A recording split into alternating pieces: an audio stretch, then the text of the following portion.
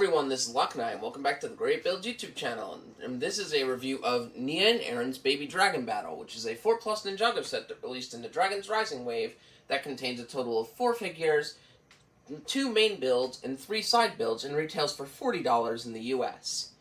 I will be taking a look at each part of this set individually, then we'll take a look at the minifigures, and I will give you some thoughts on what maybe you might want this set for.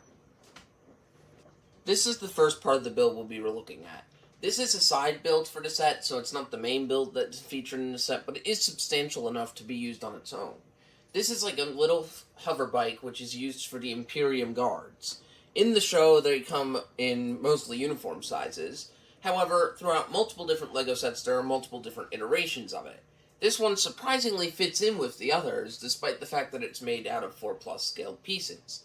You can see towards the front here, we've got a interesting printed piece. This isn't exclusive to this set, but it's great to pick up here.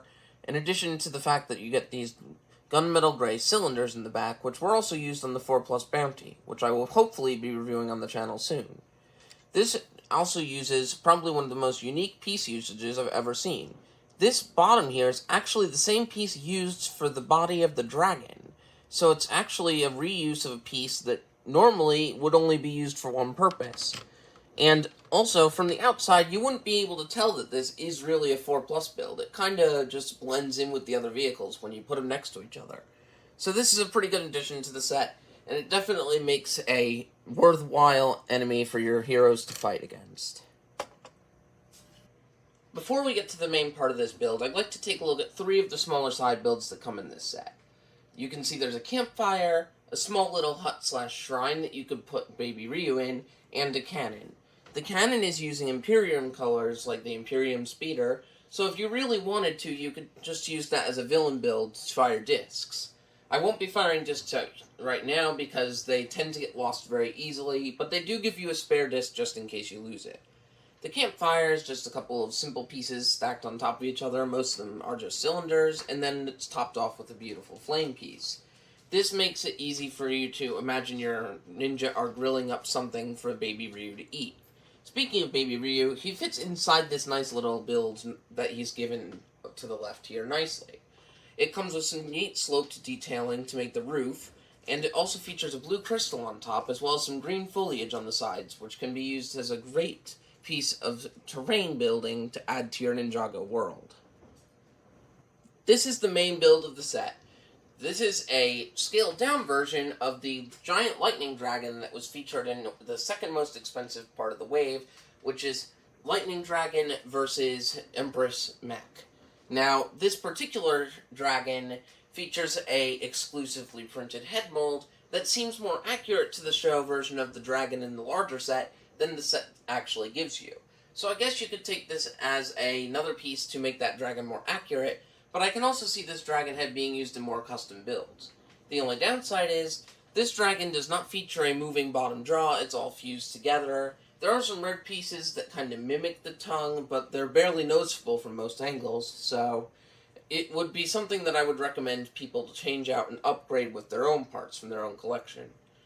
Moving on to the wings, they're just giant helicopter blades in trans yellow, which mimics the elemental energy coming out of the dragon's wings. I think it's a pretty cool inclusion, and I love the detail of adding mixel joint hinges at the end of the wings to mimic little hands. These hands can't actually pick anything up, but they do add to the aesthetic of the dragon. Now you can also see on the top of the dragon here that Nya and Arin both fit on this dragon.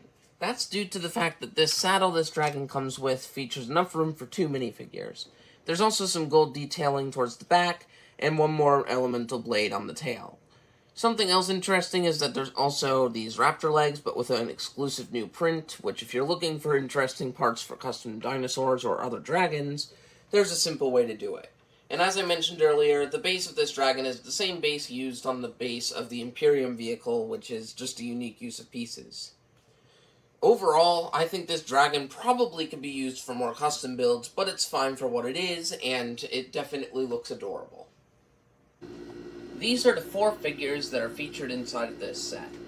Now, remember I just said figures, not minifigures. You get 3 of those, but you also get a baby dragon figure. So let's start with the first minifigure here, All the way to the left, we have Arin, who is one of the new characters who currently doesn't have an elemental power in the show, but is training to become a ninja. He usually uses a grappling hook in the show, so the LEGO group made a brand new grappling hook piece out of rubber that you could use to attach him to any vehicles, such as the Imperial speeder that was featured in this set.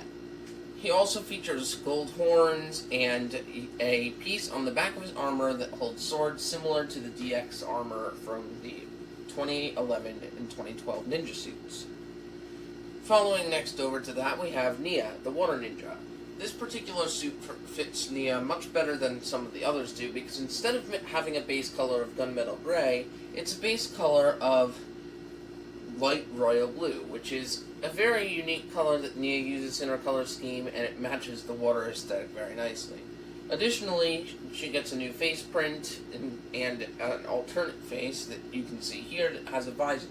She comes with a katana as a weapon, and it also has the same katana holders as Arin does. The next figure on the list is Baby Ryu. Baby Ryu is the main hitch of the main season, because it's just an adorable baby dragon that just joins them on missions and is able to power up Sora, the other main character's elemental powers.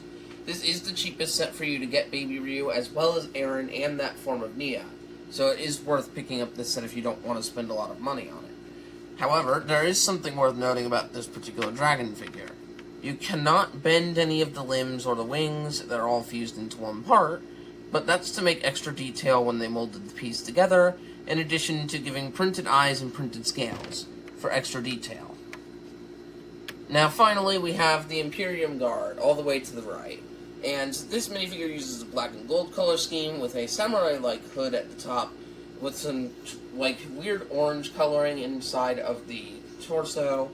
It's a really unique design. It's not exclusive to this set. There's a lot of these guys throughout the wave of sets.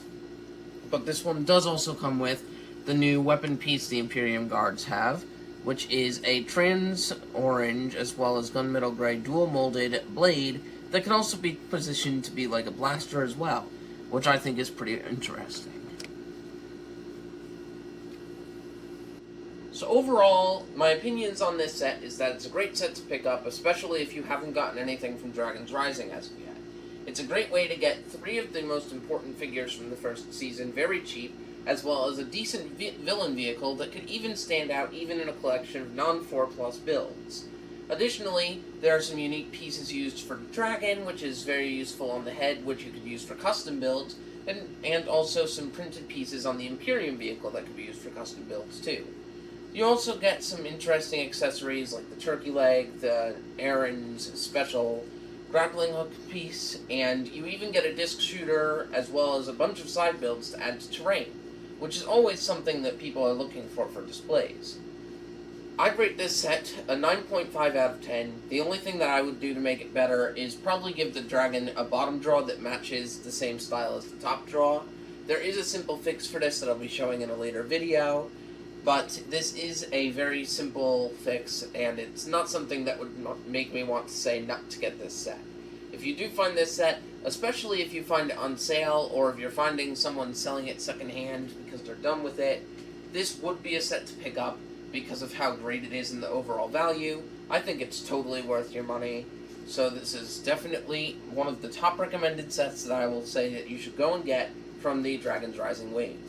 If you would like me to review any more Dragon's Rising stuff, please let me know in the comments. I'd be happy to go and pick up some other Dragon's Rising stuff to review on the channel. Also, remember to check out my other videos and like and subscribe to the channel to let you know when these new videos come out. I hope to be doing more reviews of Ninjago stuff in the future, so join me as we uncover more of the sets from Ninjago in a new light.